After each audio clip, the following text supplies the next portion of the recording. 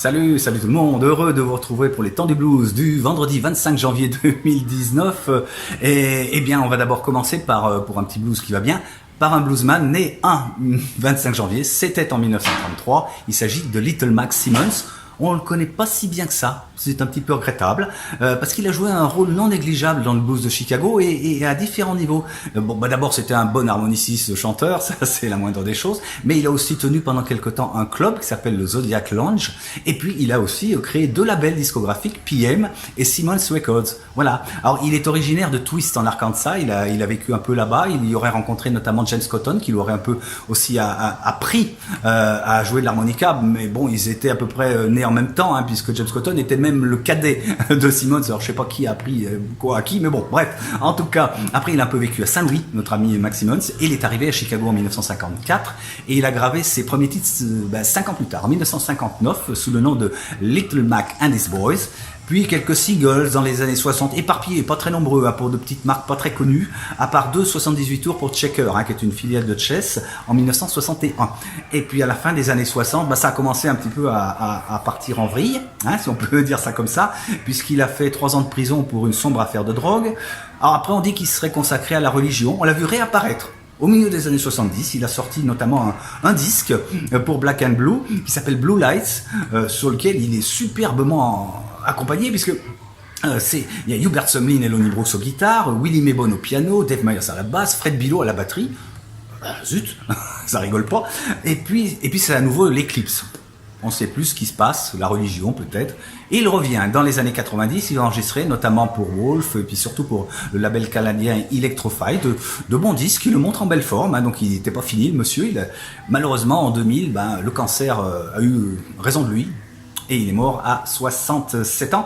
Alors on va l'écouter quand même, c'est la moindre des choses, avec une belle reprise de Willie Dixon. Et ça date de ce fameux disque qu'il a enregistré en France en 75 pour le label Black and Blue. Et le morceau, c'est pas une reprise de Willie Dixon d'ailleurs, mais qui a été popularisé surtout par Ronnie Wolf. Ça s'appelle Killing Floor.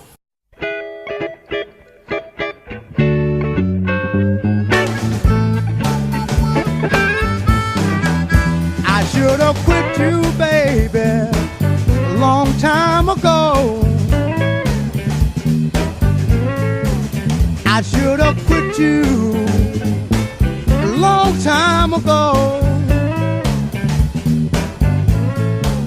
I should have quit you, woman, and went on to Mexico. If I had a followed, oh Lord, my first mind. If I had a follow, ooh, my first mind, I would have been gone, yeah, my second time. Lord knows I should have been gone. Lord knows I should have been gone.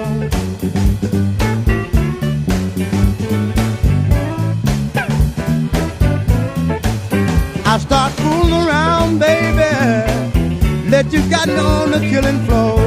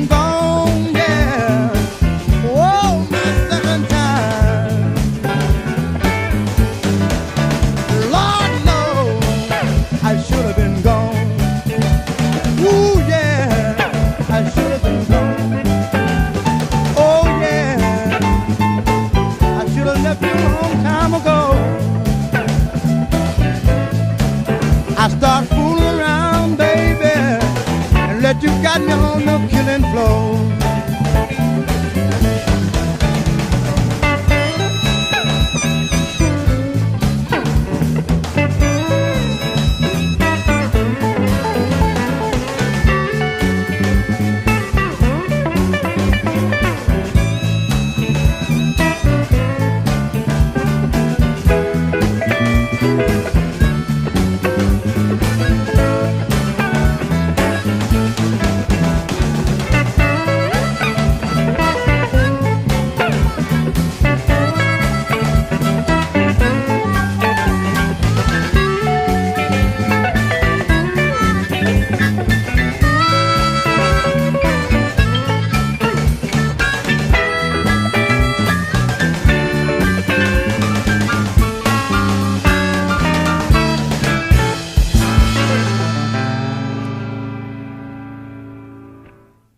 À l'instant, c'était donc l'harmoniciste, ce chanteur Little Max Simmons, avec donc Killing Floor, le morceau popularisé, je le disais, par Howlin' Wolf.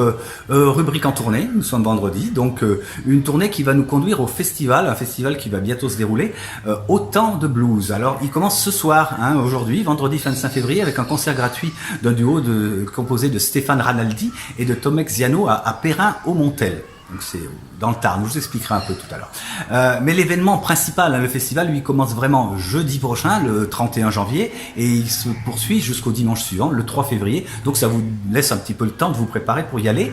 Et puis en fait, c'est donc un festival qui, je le disais, se déroule dans 8 communes du Tarn, autour de la ville de Castres. Alors, voici le programme, je vous lis, pardonnez-moi. Le 31 janvier, on aura Half Blind Willie et Slim Paul. Le 1er février, Kepa et Ho Boys pour une BD concert. Ho Boys, c'est aussi le titre en effet d'une BD célèbre. Le 2 février, Sweet Spices et Cory Selznick. Et pour finir, le 3 février, ce sera l'immortel Little Bob Blues Bastards. Alors, je peux pas vous donner ici tous les détails en termes de salle exacte, de ville exacte où ça se passe. Encore une fois, le format de l'émission ne le permet pas, mais vous savez que sur mon site lestempsdeblues.com, je vous donnerai tous ces détails qui manquent, n'hésitez pas. Alors, pour illustrer ça, ce festival est consacré aux musiciens plutôt français, vous l'aurez compris. On va justement écouter ceux qui ouvrent la soirée ce soir, donc le festival ce soir. Tomek Ziano, donc qui est chanteur, guitariste, et Stéphane Ranaldi, qui est batteur. Vous allez voir, c'est très sympa ce qu'ils font tous les deux. C'est enregistré en public en 2010 à ce fameux club Le Milieu du Blues à Ampuis dans le Rhône, qui fait beaucoup pour le blues véritablement en France. Et le morceau s'appelle Moving On Down the Line.